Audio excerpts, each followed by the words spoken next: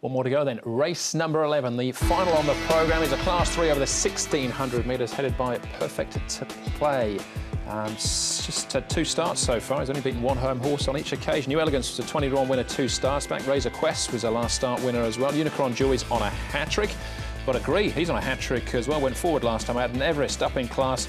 That last start win at big odds. Yes. Pace of this race probably on the slower side of good.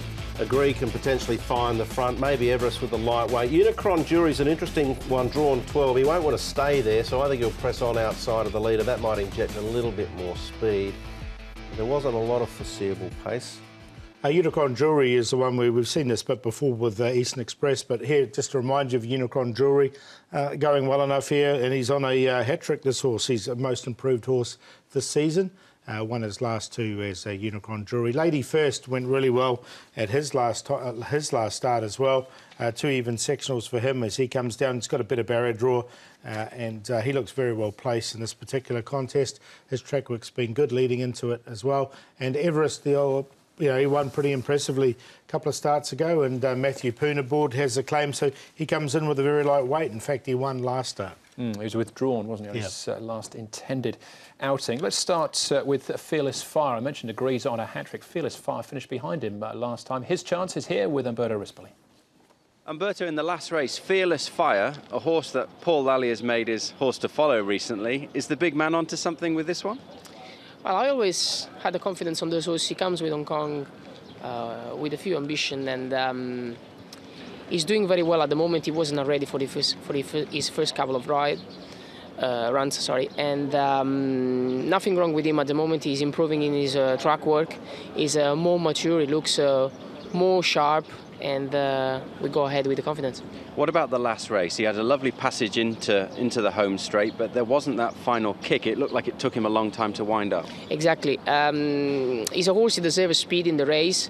I've watched a few races of him overseas, and he really deserves a good pace in the race.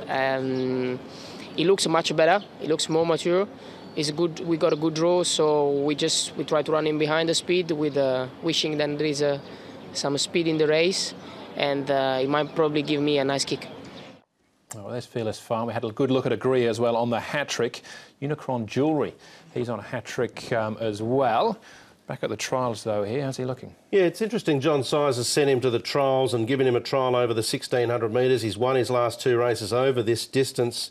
1 in 4, 1 in 3. He always looked a nice progressive horse. The barrier's the little question mark, but he is a horse that can offset the barrier. He's quite tactically versatile. I think he can roll forward, he can sit midfield, he could probably even drop back to last and run on as well. He's hard to overlook because of his form, and I think there's more rating points to come. Yeah, I've got him in the numbers as well. I think Ladies First has got the better draw now, as we see Ladies First in this trial. They race against each other, but I think Lady First will get the better run from barrier number 3 and can overturn the placings. That's his trial here, and he was pretty quiet in this trial. Yeah, interesting, as you mentioned, Paul. Barriers 13 and 11 last 2 for Lady First, gate 3. Unicron Jewelry had 2 last start, was able to win the race by a length and a half, so that might reduce that margin between the pair. But they've both continued to work nicely, as we can see. And Lady First is actually dead heated for minor spots on his last 2 starts. So he's on a hat-trick here, a dead heat. So that'd be something, wouldn't it? All right, final race. Paul, who do you like? Well, let's hopefully he doesn't dead heat for first in this, because I've got him on top there, Lady First. I think he can overcome Unicron Jewelry. In between is Fearless Fire. Did make a horse to follow, as Doug pointed out there, and I think he's a horse on the improve. Unicron Jewelry for 3rd. And New Elegance has been going pretty well with Frankie Law. So 10, 5, 7 and 3, but I like the 10 in this. Same numbers, slightly different order. I've got Lady First as well on top from the better gate. New Elegance, Unicron Jewelry, Fearless Fire, 10, 3, 7, 5. I'm happy to play a trio. Banker the 10. Sneak in Agree as well for that trio in case he clings on when they're running home late. Well, there you go. It's that easy. I've got Lady First on top as well, but not dismissing Unicron Jewelry at all. Right, straight into the stats, and we're going to focus on this week, Paul, the combination of Dennis Yip and Zach Purton with last start winners. Yeah, look at this, the 46% win rate from their 11 runners, 5 wins and 3 seconds there, so very, very good rate indeed, and I think they can add to it with Lean Perfection. He looks very tough to beat. Does Lean Perfection in race number 5, unbeaten here in Hong Kong. no reason why he can't win again, I think. All right, I think we've all got him on top. But as far as best bets are concerned, who's the banker? 50-50 for me. I think he's a young horse going through, and I really like this horse, so he's the best bet. The long shot I'm going to make E-Master. Should get the best run in the race. He's a map special E-Master, currently $17. So hopefully that price stays up. Sam Clipperton will take the mount on him. And play of the day in the big one, this looks like a really good trio or swinger or QQP, or you can take TS 4, 6 and 11. I'm going to go in the first. I thought Butte, just sitting in behind last start, produced a really good turn of acceleration. I think he can win again. Race 1, number 9 for Neil Callan. And then race 5, number 8, Dragon Pioneer, I think will run a good race at a price for National Willa. And I'm going to revolve my play of the day around that race, race 5, with Lean Perfection, Voyage King, the newcomer, and Dragon Pioneer in the QQP. All right, best for me, I'm going to the good races as well.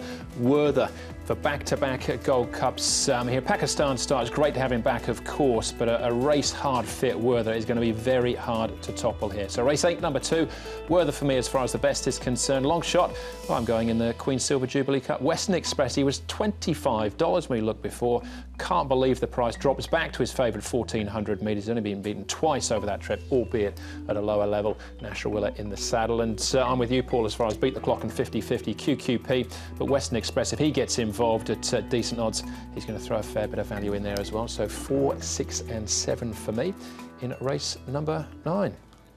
All right, there we go. There's the 11 races rattled through.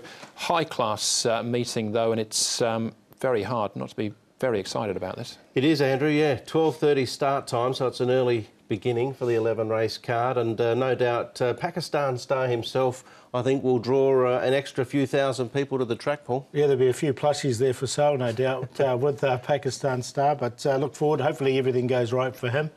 And he should run well, with fingers crossed. After the back of that trial, should be a little bit of confidence with him. As you mentioned, Andrew, worth having a look at HK Direct with Edward Sadler and Matthew Chadwick. Matthew spoke very well and very positive about Pakistan Star's charts and made an emphasis on the fact that he's overcome the mental issues. He was $9.90 in the Derby last year. He's not going to be that sort of price, is he? No, he'll be second favourite, I think. He could even start favourite if some avalanche of money comes through. All right, be interesting to see what happens. But that's the show. Thanks for watching on behalf of Paul Brett and the rest of the team. Hopefully we'll see you at Sharton for the 2 Group 1s when we will be racing to win. Good night. Good night.